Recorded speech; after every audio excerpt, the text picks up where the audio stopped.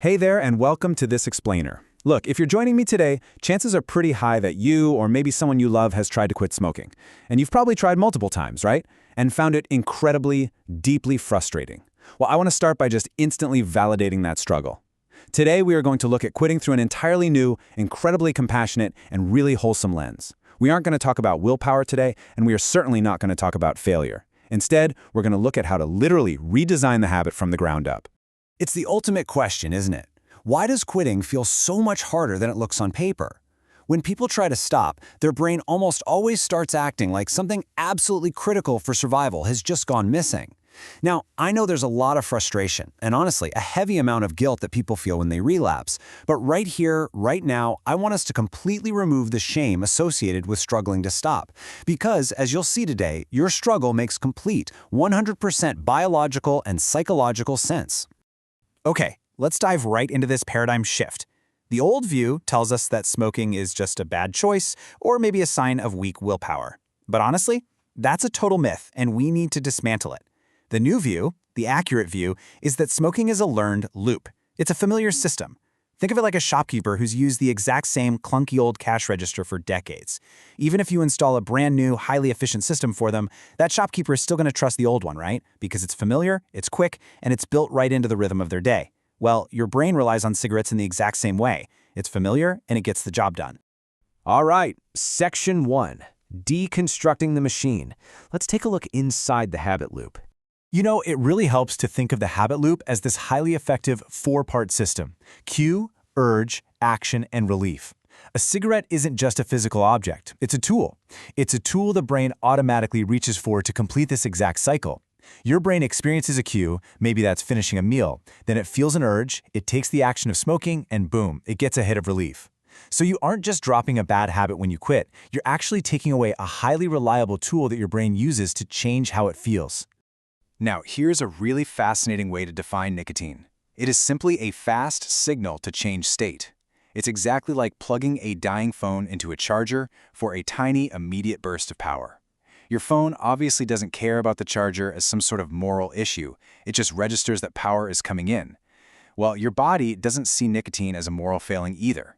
It simply registers it as a highly efficient, fast-charging button to either wake you up or calm you down.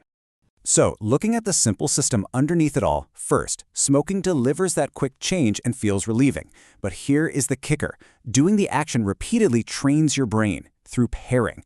If stress is followed by a cigarette again and again and again, your brain doesn't just go, "Oh, what an interesting coincidence." No, it says, stress means smoke is needed. It reinforces that habit loop until it becomes completely, totally expected in those moments. And that brings us to cravings.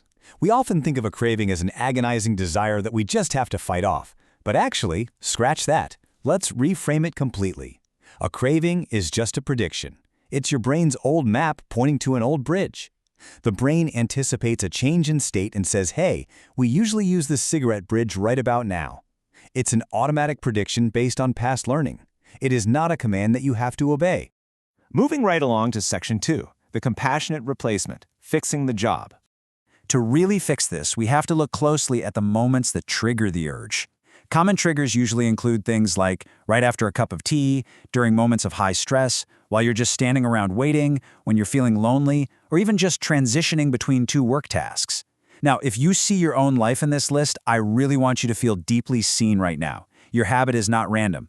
It is intimately tied to ordinary, everyday life moments because your brain is just looking for a bridge to get from one moment to the next. So, here is a real game changer. The cigarette is basically hired for a job. It's hired to interrupt stress, mark a transition, or maybe fill a pocket of boredom. I absolutely love this framework because it's so empowering.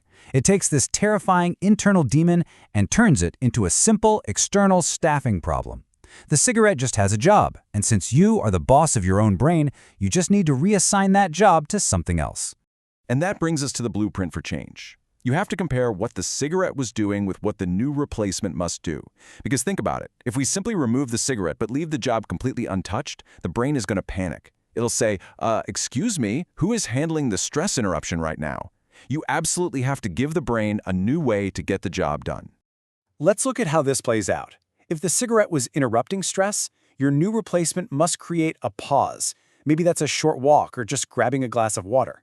If it was marking a break, you need to consciously create a new transition ritual.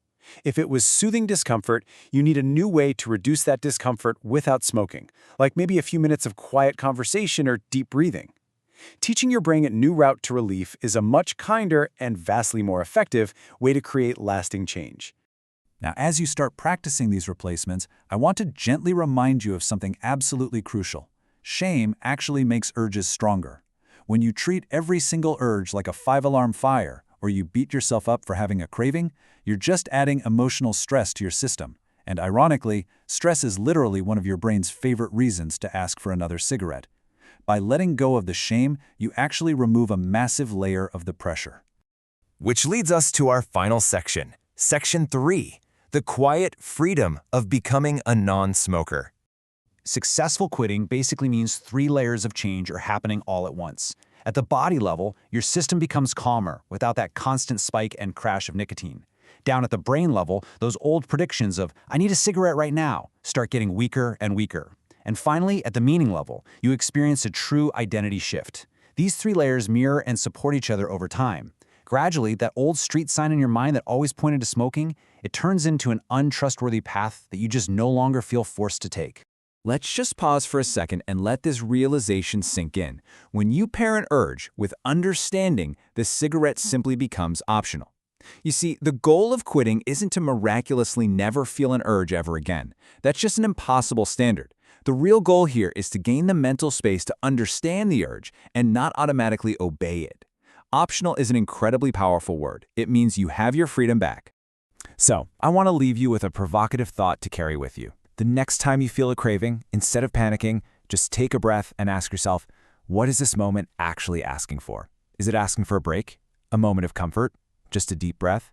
Remember, you are no longer just deleting a bad habit. You're actively teaching your brain a brand new way to find relief. You can look at your very next craving not with fear, but with curiosity and a sense of quiet freedom. Thank you so much for joining me on this explainer today, and I really hope this gives you the clarity to redesign your habits for good.